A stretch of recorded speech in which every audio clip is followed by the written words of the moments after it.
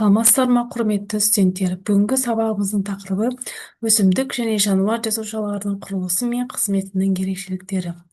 Бүгінгі тақырыпта өсімдіктер мен жануарлар жасушасының құрылысы, қызмет ерекшеліктері және олардың ұқсастықтары мен айырмашылықтарын қарастырып өтеміз.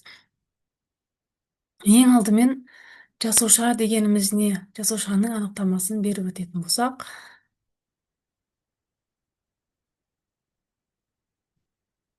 жасуша бұл тірі ағзалардың құрылымдық және функционалдық ең кіші бірлігі. Барлық тірі организмдер, өсімдіктер болсын, жануарлар болсын, саңырауқұлақтар, бактериялардың барлығы бір немесе бірнеше жасушалардан тұрады.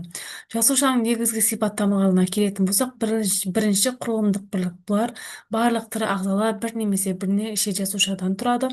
Екінші функционалдық бірлігі бұлар тіршіліктің барлық негізгі процестері, зат алмасу, көбею, өсу, қозғалғыштық жасуша ішінде жүреді. Ал үшінші тұқым қуалаушық сақтайды және жеткізеді. Бұлар жасуша генетикалық ақпаратты ДНК келесі ұрпаққа береді.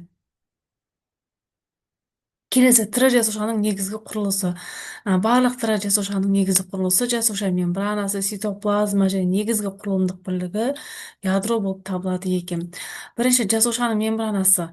Бұлар қандай қызмет атқарады екен? Олар жасушаның сыртынан қоршап тұрады. Екінші, жартылай өткізгіштік кейбір заттарды өткізеді, кейбіреулерін өткізбейді. Одан кейін қызметі қорғаныш, зат алмасуды реттеп отырады екен.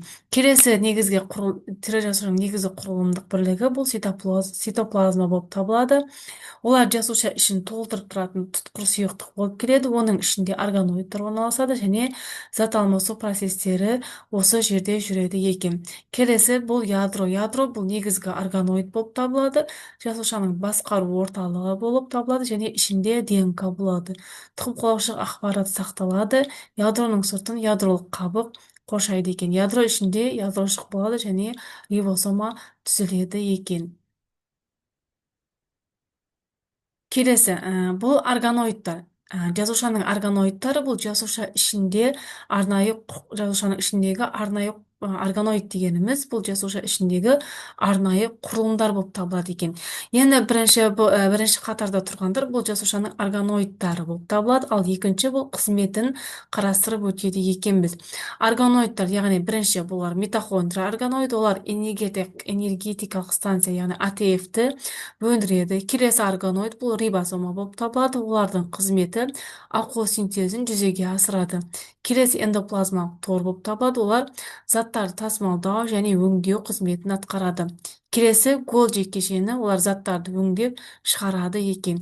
Келесі лизосома, қажетсіз заттарды ыдыратады. Бұлар жануар жасушаларында көптеп кездеседі екен. Келесі пластиттер, яғни хлоропласттар. Бұлар тек өсімдік жасушаларында ғана болады және фотосинтезде жүреді екен. Ең соңғы органоид бұл вакуоль болып табылады. Ол судың, тұздардың, еріген заттардың қорын сақтайды екен.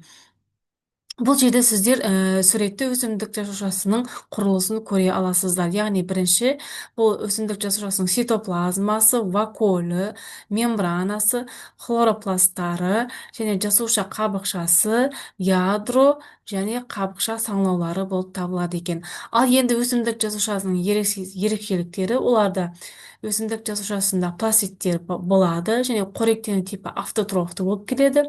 Одан кейін АТФ синтезі хлоропласттарда және митохондрияларда жүреді. Келесі целлюлозалық жасуша қабырғасы бар. Ең соң келесі вакуольдер ірі болып келеді және жасуша орталығы тек төменгі сатыдағыларында болады екен. Бұл суретте сіздер жануар жасушасының құрылысын көре аласыздар. Яғни бұл жерде жануар жасушасының құрылысын атап кететін болсақ, цитоплазма, бұл көріп тұрғандарыңыз ядро қабықшасы, одан кейін тегіс бетте эндоплазмалық тор, митохондрия, эндоплазмалық тор және голджи жиынтығы, одан кейін ядрошық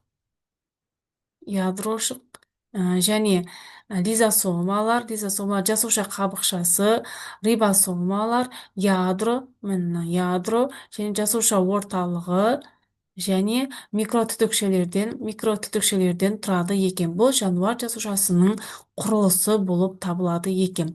Енді өсімдіктер мен жануарлар жасушасының құрылысы ұқсас болғанымен, олардың арасында бірнеше маңызды айырмашылықтар бар екен. Енді соны осы төмендегі кесте бойынша қарастырып өтетін болсақ, бірінші жасуша қабырғасы. Бұлар жасуша қабырғасы өсімдіктерде бар болады, ал жануар жасушасында жасуша қабырғасы болмайды екен. Одан кейін пластиттер өсімдік жасушасында бар, ал жануар жасушасында пластиттер болмайды екен.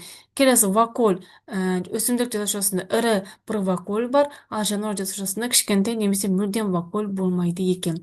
Фотосинтез өсімдік жасушасында жүреді, ал жануар жасушасында фотосинтез процесі жүрмейді. Келесі қор заттар. Өсімдік жасушасы крахмал, ал жануар жасушасында гликоген болып табылады екен. Пішіні жағына өсімдік жасушасы көбіне тұрақты болып келеді, ал жануар жасушасында әртүрлі, көбінесе дөңгелек немесе бұрышты болып келеді екен. Лизосома өсімдік жасушасында әдетте сирек кездеседі, ал жануар жасушасында көп және жақсы дамыған болып келеді екен. Центриолдар бұлар өсімдік жасушасында болмайды, ал жануар жасушасында митоз кезінде маңызды рөл атқарады екен. Енді сабағымызды қорытындылай келетін болсақ, өсімдік жасушасы фотосинтезге қабілетті, целлюлоза қабырғасы бар, ірі вакуоль мен пластиктері бар болып табылады екен. Ал жануар жасушасы пішінді болып келеді, және хлоропласт пен қатты жасуша қабырғасы жоқ, бірақ лизосома мен центриолдары бар болып келеді. Бүгінгі сабағымыздың тақырыбы осы. Барлығыңызға түсінікті деп ойлаймын. Келесі сабақта кездескенше қош сау болыңыздар.